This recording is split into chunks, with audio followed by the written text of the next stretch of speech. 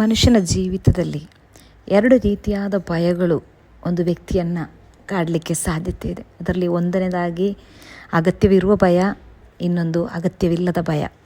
ಅಗತ್ಯವಿರುವ ಭಯ ಅಂತ ಹೇಳುವಾಗ ಅನೇಕ ಸಮಯಗಳಲ್ಲಿ ಅನೇಕರಿಗೆ ನಮ್ಗೆ ಗೊತ್ತು, ಎಕ್ಸಾಮ್ ಇರುವಾಗ ಮಕ್ಕಳಿಗೆ ಭಯ ಇರ್ತದೆ. ಅದೆಲ್ಲ ಅಗತ್ಯ. ಯಾಕೆಂದರೆ ಭಯ ಇಲ್ಲದಿದ್ದರೆ ನಮ್ಮ ಗೋಲ್, ನಾವು ತಲುಪಬೇಕಾದ ಗುರಿ ತಲುಪಕ್ಕಾಗಲ್ಲ. ಸೊ ಆದ್ದರಿಂದ ಆ ಭಯದ ಅಗತ್ಯತೆ ನಮಗಿದೆ. ಇನ್ನೊಂದು ಬಾರಿ ಆಲೋಚನೆ ಮಾಡೋದಾದರೆ ದೇವರ ಭಯ ಸಹ ನಮಗೆ ಅಗತ್ಯ. ಯಾಕೆಂದರೆ ದೇವರು ಅನ್ನುವಂಥದ್ದು ಸತ್ಯ. ಆದ್ದರಿಂದ ದೇವರನ್ನು ಎದುರುವಂಥದ್ದು ಮನುಷ್ಯರಿಗೆ ಬಹಳ ಪ್ರಾಧಾನ್ಯವಾದಂಥ ಕಾರ್ಯ. ಆದರೆ ಅಗತ್ಯವಿಲ್ಲದ ಭಯ ಇದೆ. ಇವತ್ತು ನಾವು ಭಯವನ್ನು ಜಯಿಸಬೇಕಾದ್ರೆ ಈ ಅಗತ್ಯವಿಲ್ಲದ ಭಯಗಳು, ಅದರಿಂದ ನಾವು ಆಚೆ ಬರಬೇಕಾದ್ರೆ ಆ ಭಯದ ಮಧ್ಯದಲ್ಲಿ, ಆ ಸನ್ನಿವೇಶದ ಮಧ್ಯದಲ್ಲಿ ನಡೀಲಿಕ್ಕೆ ನಾವು ಕಲಿಬೇಕು.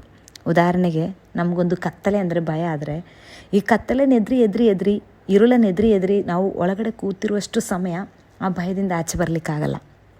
ಆದ್ದರಿಂದ ಈ ಭಯ ನಮ್ಮಲ್ಲಿ ಇರುವಾಗಲೇ ಒಂದು 4 ಬಾರಿ ಕತ್ತಲೆ ಇರುವಾಗ ಇಳಿದು ನಡೀಲಿಕ್ಕೆ ಪ್ರಯತ್ನಿಸಿದರೆ, ಅದರ ಮಧ್ಯದಲ್ಲಿ ಇಳಿದು ನಡೀಲಿಕ್ಕಾಗಿ ಪ್ರಯತ್ನಿಸಿದರೆ, ಒಂದು 5ನೇ ಬಾರಿ ಆಗುವಾಗ ಆ ಭಯದಿಂದ ಆಚೆ ಬರಲಿಕ್ಕೆ, ಆ ಕತ್ತಲೆಯ ಭಯ ನಮಗೆ ಕಮ್ಮಿ ಆಗ್ತದೆ. ಅದೇ ರೀತಿಯಲ್ಲಿ ಜೀವಿತದಲ್ಲಿ ಅನೇಕ ಸನ್ನಿವೇಶಗಳು, ಸಿಚುವೇಶನ್ಗಳು, ನಮ್ಮ ಪರಿಸ್ಥಿತಿಗಳು ನಮ್ಮನ್ನು ಯಾವುದು ಭಯಪಡಿಸ್ತದೋ ಅದಕ್ಕೆ ಎದುರಿ ಕೂತ್ಕೊಳ್ಳೋದನ್ನು ಬಿಟ್ಬಿಟ್ಟು ಅದರ ಸನ್ನಿವೇಶದ ಮಧ್ಯದಲ್ಲಿ ಅದನ್ನು ಫೇಸ್ ಮಾಡಲಿಕ್ಕಾಗಿ, ಅದರ ಮಧ್ಯದಲ್ಲಿ ಇಳಿದು ನಡೀಲಿಕ್ಕಾಗಿ ಪ್ರಯತ್ನ ಪಟ್ಟರೆ ಆ ಭಯವನ್ನು ಜಯಿಸ್ಬೋದು.